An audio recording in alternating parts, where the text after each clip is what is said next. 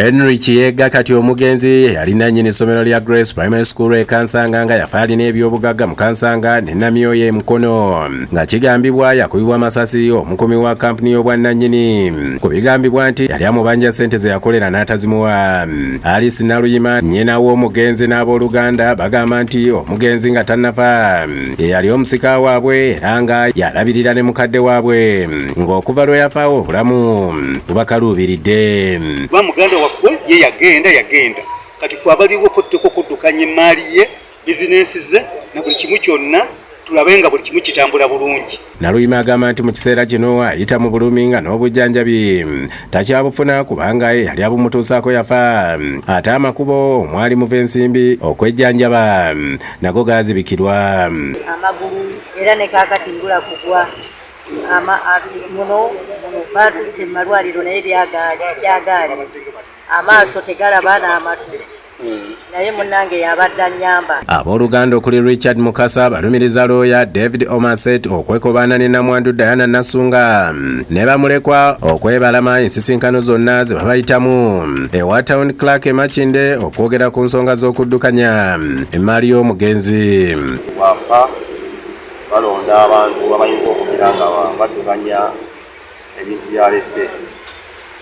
Kasaawa eno wajja wa Town Clerk mulundi ogwasooka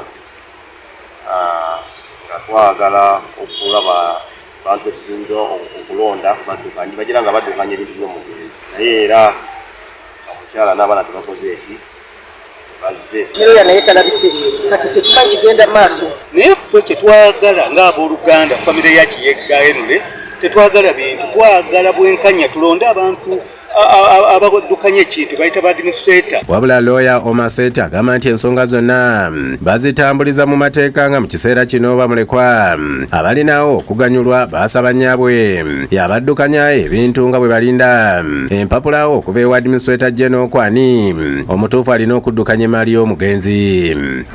They are the ones managing it, but until when in a case another person gets letters of administration, if this woman gets letters of administration, the decision will be left for her. Agamba nti bali baweereza omukadde ssente okutuusa omu ku booluganda lwero yasaba balekeraawo baleke ebintu by'omugenzi eby'ennamyoya bye baba bajjamu ssente okulabirira omukadde.